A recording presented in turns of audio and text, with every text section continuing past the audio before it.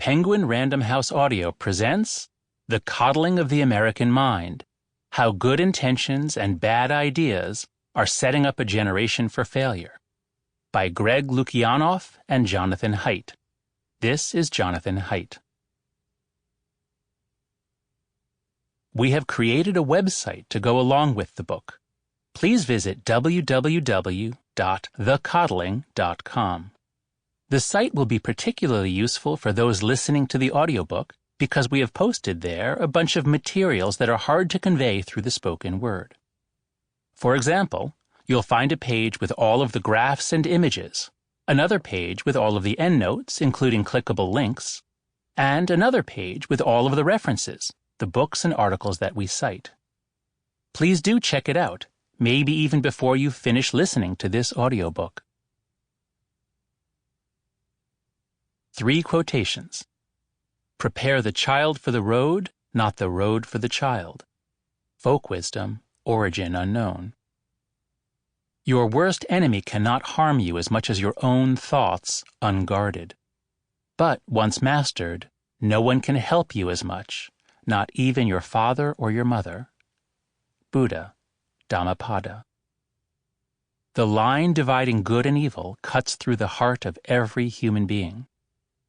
Alexander Solzhenitsyn, The Gulag Archipelago. For our mothers, who did their best to prepare us for the road. Joanna Dalton Lukianoff and Elaine Haidt. Introduction. The Search for Wisdom. This is a book about wisdom and its opposite.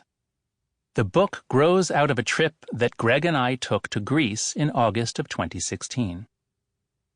We had been writing about some ideas spreading through universities that we thought were harming students and damaging their prospects for creating fulfilling lives.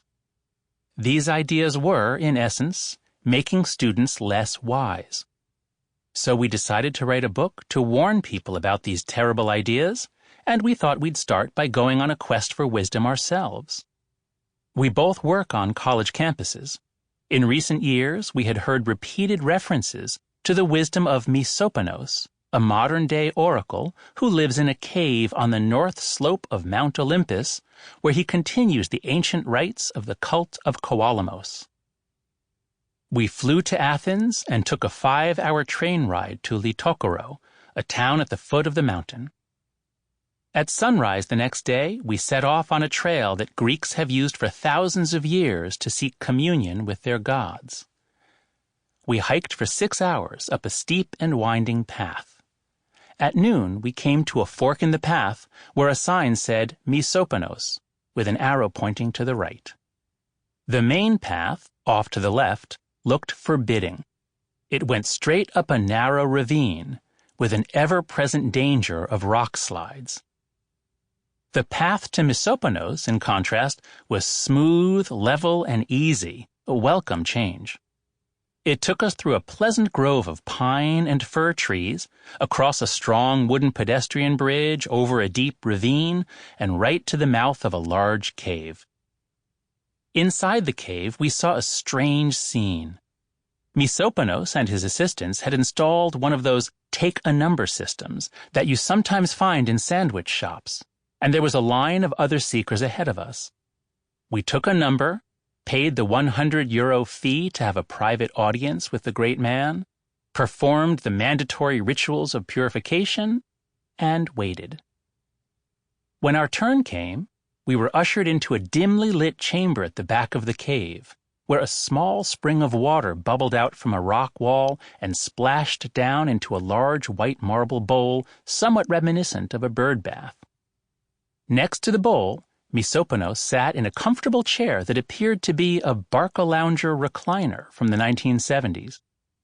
We had heard that he spoke English, but we were taken aback when he greeted us in perfect American English with a hint of Long Island. "Come on in, guys. Tell me what you seek." I spoke first. "O wise oracle, we have come seeking wisdom. What are the deepest and greatest of truths?"